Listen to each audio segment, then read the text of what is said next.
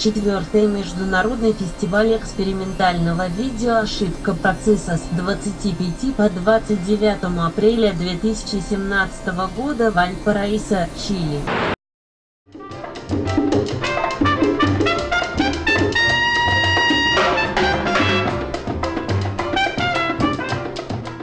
Yo creo que a diferencia como en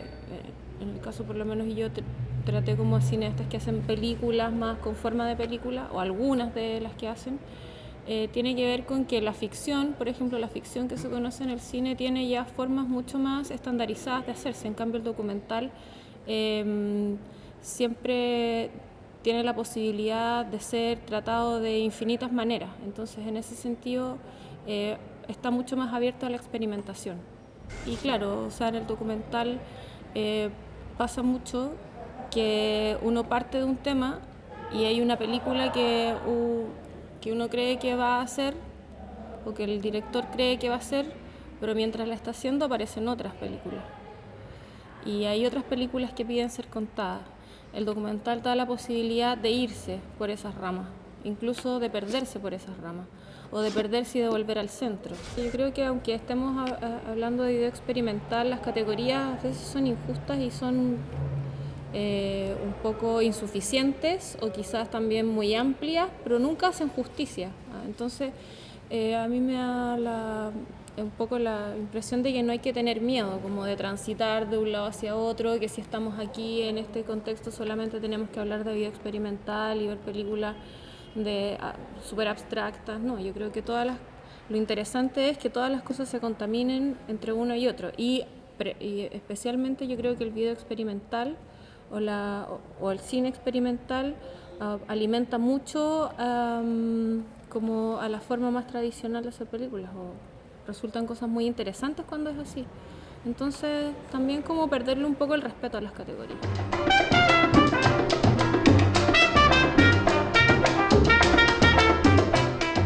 O sea, yo en un momento mencioné eso porque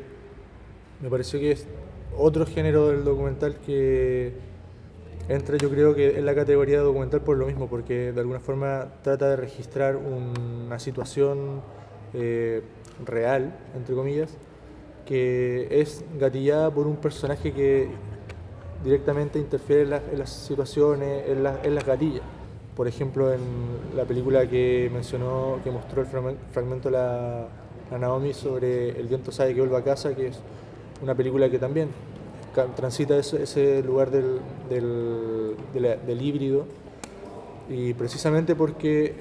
para mí está esta figura del performer, que en este caso sería Ignacio Agüero, que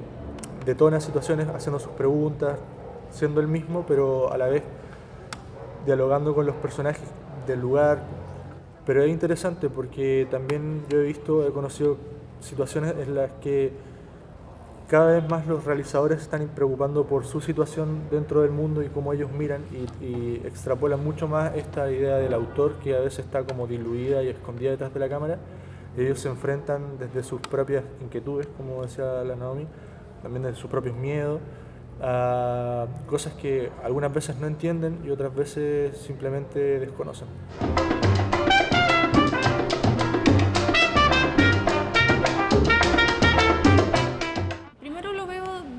Yo no soy académica,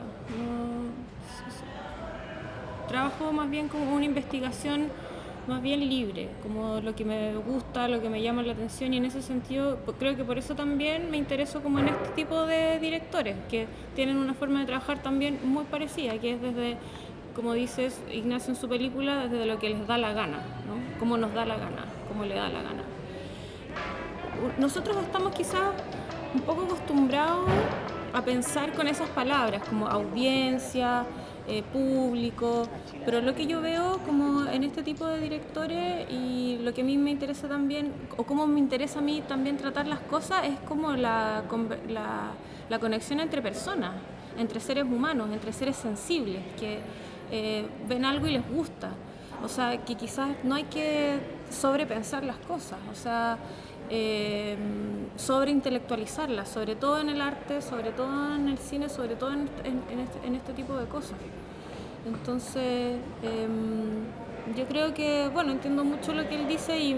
creo que dice la verdad en ese sentido. O sea, es muy poco probable que él, mientras desarrolla algo, esté pensando cómo lo va a recibir el público, de qué forma lo puedo contar mejor para que se entienda mejor la idea que quiero decir, porque nunca ese es el objetivo, nunca es tan claro. Entonces va a una cosa mucho más primaria quizás, más intuitiva, más sensible de hacer.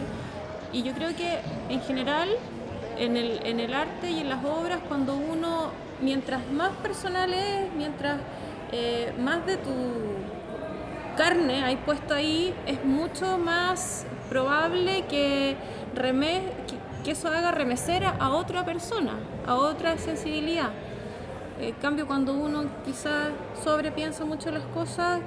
genera una distancia entre un creador, una persona que sabe y que está intentando mostrarte algo así con mucha grandilocuencia, y tú, espectador, audiencia, que tiene un poco como una forma más pasiva de ver eso que te están mostrando. A mí me parece que hay varias relaciones con el espectador, y una que también es posible es que no se piense en él, que no exista. No creo que sea completamente necesario considerarlo dentro de la ecuación todo el tiempo. Y una de las razones es porque a veces esa pregunta viene planteada desde donde tú estructuras mucho más grandes y con otros intereses que no son artísticos, como la industria y el comercio, y por eso hacen tanto hincapié en cómo lo va a percibir el otro y cuáles serían las problemáticas de lo que uno tiene que decir en torno a cómo lo va a entender el otro. Y por otro lado, creo que es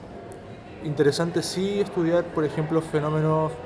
fisiológicos de la percepción para entender que de alguna forma, como no sé, lo había mencionado en un momento, si una persona tiene todos sus sentidos funcionando medianamente correcto, uno también piensa desde ahí lo que está contando y cómo construye las imágenes o cómo las piensa. Quizás,